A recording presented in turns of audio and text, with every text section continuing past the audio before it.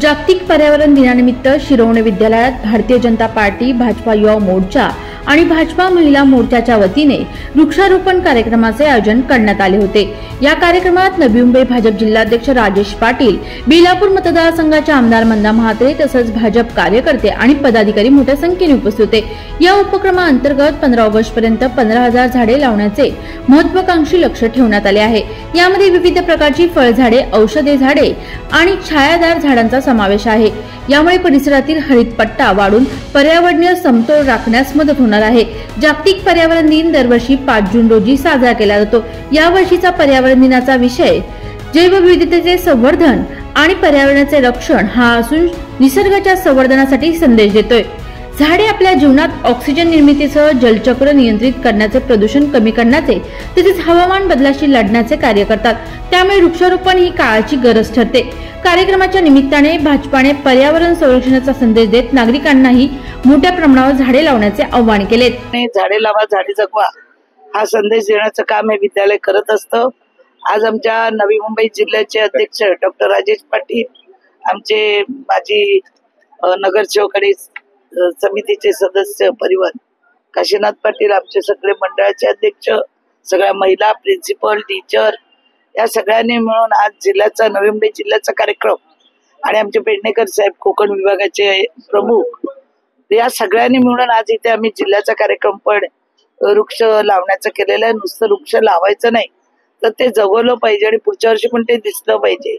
नवी मुंबई महानगरपालिकेतर्फे अनेक संस्था पहिला झाडं लावायचे, आम्ही 1 लाख 2 लाख झाडं लावू, पण ती झाडं नंतर कधी कुठे दिसली नाही। फक्त पालिकेकडनं पैसे घ्यायचे, स्वच्छतेच्या नावावर पालिकेच्या आयुक्तालाही सांगितलं की झाडं जो लावतो तो झाड जगलं पाहिजे, त्याच्या नावाची पाटी।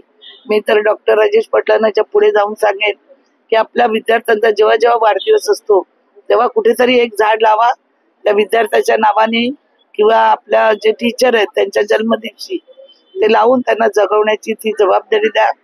झाडं ही लागली गेली पाहिजे, पर्यावरणाचा समतोल राखला गेला पाहिजे। परवा जो पाऊस आला हे ग्लोबल वॉर्मिंगचं एक लक्षण होतं महाराष्ट्राला, जे आज आपण झाडांची कत्तल करतोय, इमारती बांधतोय, प्रकल्प आणतो, ते आले पाहिजेत, पण त्याबरोबर झाडं जेव्हा तोडतो त्यावेळी नवीन झाडं ही लावली गेली पाहिजे असं मला संदेश द्यावासा वाटतो। आणि सर्वांनी मिळून पर्यावरणाचं आपण रक्षण करूया।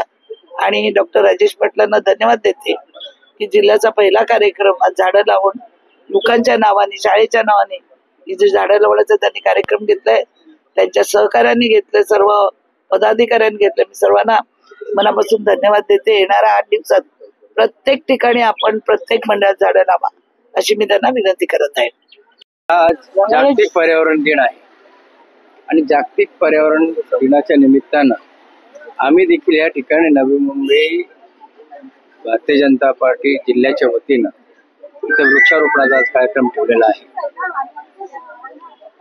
माननीय मुख्यमंत्री महोदयांनी देखील त्या ठिकाणी संकल्पना एक तयार केलेली आहे, संकल्प तयार केलेला आहे की साधारण 1.5 कोटी वृक्ष लागवड झाली पाहिजे।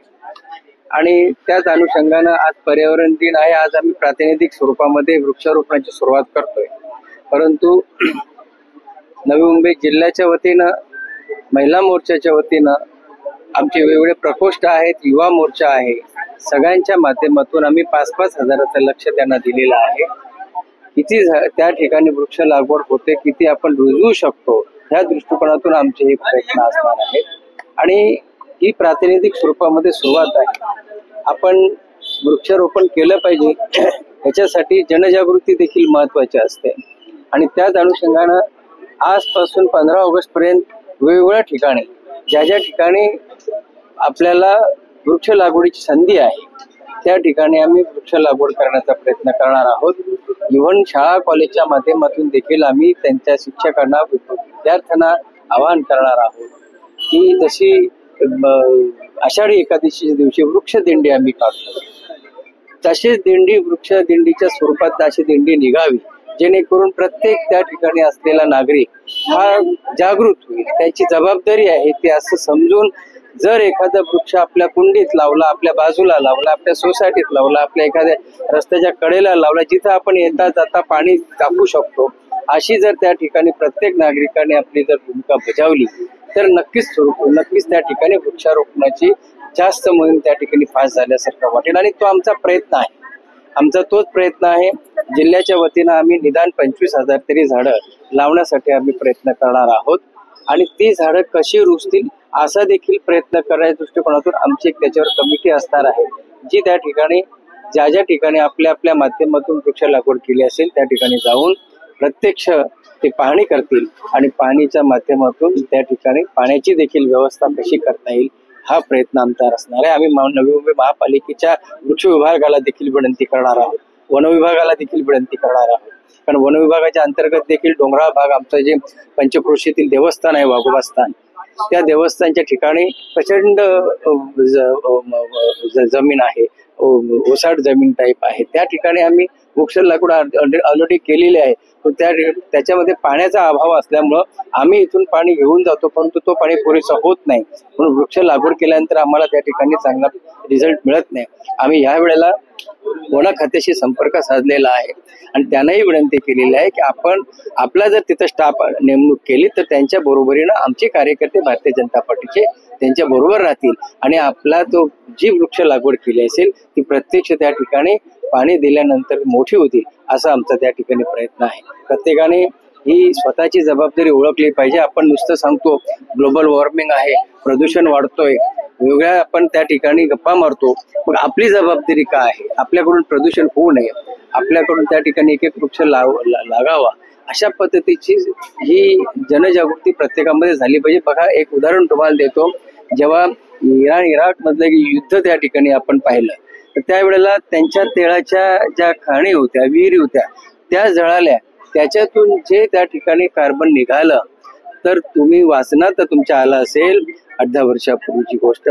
नेपाळमध्ये काळा पाणी पडला, जेव्हा पाऊस त्या ठिकाणी पडला तो काळा पाऊस पडला. लक्षात घ्या त्याची कुठे ते देश, कुठे या ठिकाणी आपलं नेपाळ आणि कुठे त्या ठिकाणी पडलेला पाऊस हा काळा येतो. म्हणजे प्रदूषणाची तीव्रता कशी असू शकते त्याचे उदाहरण आहे. प्रदूषण इथं ऑब्झर्व करण्याची क्षमता राहिलेली नाही म्हणून झाडं लावली पाहिजेत. चांगल्या ऑक्सिजनसाठी आपण झाडं लावली पाहिजेत, चांगल्या आरोग्यासाठी आपण झाडं लावली. व्हिडिओ जर्नलिस्ट पंकज बेनवंसी पुरुषोत्तम सह आवाज टुडे.